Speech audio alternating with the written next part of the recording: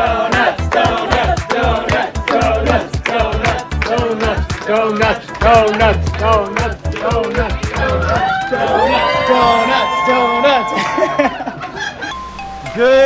morning! I'm Rocket, and you're watching Rocket in Vermont.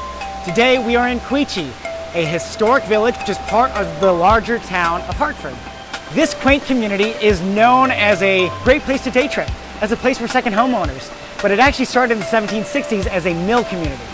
We are here today to meet April, part of the team behind Farmer and the Bell, a brand new donut business right here in Quechee. Before we meet April though, let's go explore Quechee. So as I mentioned, Quechee started as a mill town because they could use the water from the Quechee River to power mills. So all these mills used to be lumber, grist, and textile. And interestingly enough, this building here, which is now Simon Pierce Glass, used to be a textile mill that I understand made the jerseys for the New York Yankees and the Boston Red Sox. Today, Simon Pierce is a world-renowned glass brand. It's so beautiful to me that this building houses so much history. So, something that a lot of people don't know about Quechee is that it's actually the birthplace of Horace Wells. Horace Wells is a guy who pioneered anesthetics in dentistry. So, laughing gas, that was him. So it's pretty cool that Quechee has roots today in anesthetics and modern dentistry and modern surgery. Let's keep going.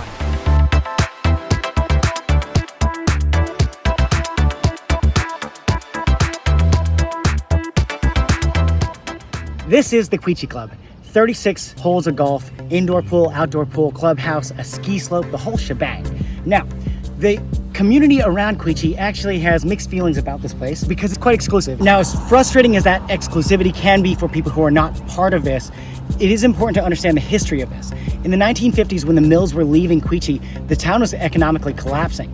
And there were a few developers who saw an opportunity to develop a master plan community right here. And in order to make it appealing for people to buy homes and move here, they ended up building this club. So this club and the members and the homeowners in this area are actually a huge reason why Quechee has been able to flourish economically and become the destination that it is today. This is the Quechee Gorge. It is not a competition, but it is the biggest gorge in Vermont. 165 feet from the bridge down to the water. Quechee is actually named after the Quechee River, which means swift mountain stream. Obviously today the water's not so swift, and on days like this it's a perfect place to come and swim. Let's go make some donuts. Hey, this is really cool. I come down here all the time because I live right here in White River. It makes me feel good to see all these people come and enjoy this public space. And yeah, let's go meet April, make some donuts. I am April. I am one half of Farmer and the Bell, and we make donuts. We started as a pop-up in Woodstock, Vermont, and it went so well. We were like, let's do this. Let's open up a shop.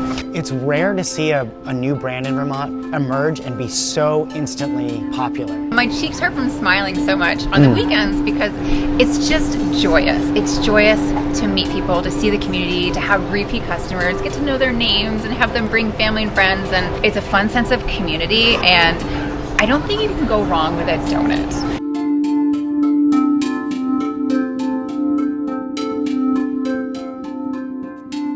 So can you tell us why donuts? My family had a bed and breakfast, and so I grew up in the kitchen with my grandmother on her apron strings, and she served 3 family-style meals a day for hundreds of people. And she would cook these meals with such love, and they were very simple meals, but everybody loved it. And it was a place where I saw people come around tables that didn't even know each other. So much life happens around food.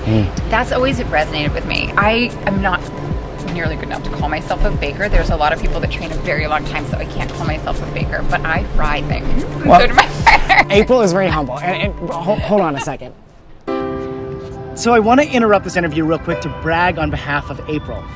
She works hard. By the time we showed up here at 6 a.m., she and her crew had been working for 2 full hours. As consumers, I feel like we all enjoy the finished final product, but what I'm trying to do with this video series is to pull back the curtain a little bit and show you the real human faces, but also just the love and the labor that goes into making these products that we all enjoy.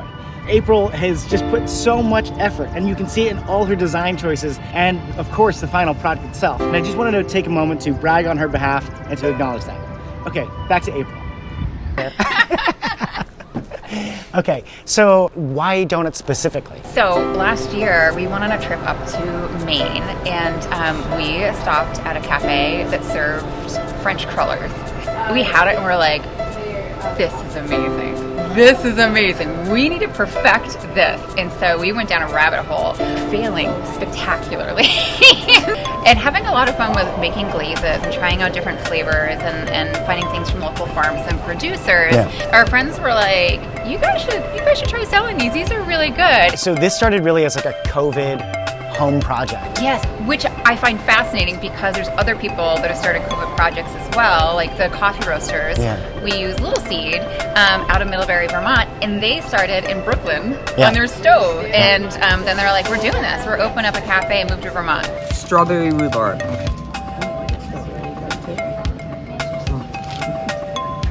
So good. Oh. Try this one. This is really, really, really good. Crispy on the outside and really soft and smooth on the inside. Good flavor, not too strong. On a scale of 1 to 10. 10. 10. Mhm. That quick.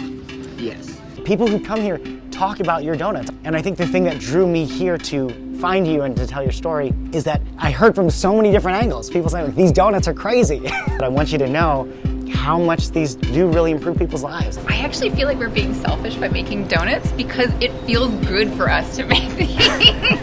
And hearing that people, it resonates with people and they come back and they have favorite flavors or they might request a flavor and I figure out how to make it. But it truly is joyous for us all around. I don't want to take any more of your time. I know you gotta get back in there. But I thank you so much. Thank you so much, Rocket. It was such a pleasure. And Pink Apron is yours anytime you like. You come back and throw it on. Rocket, thank you so much. Thank you. All right.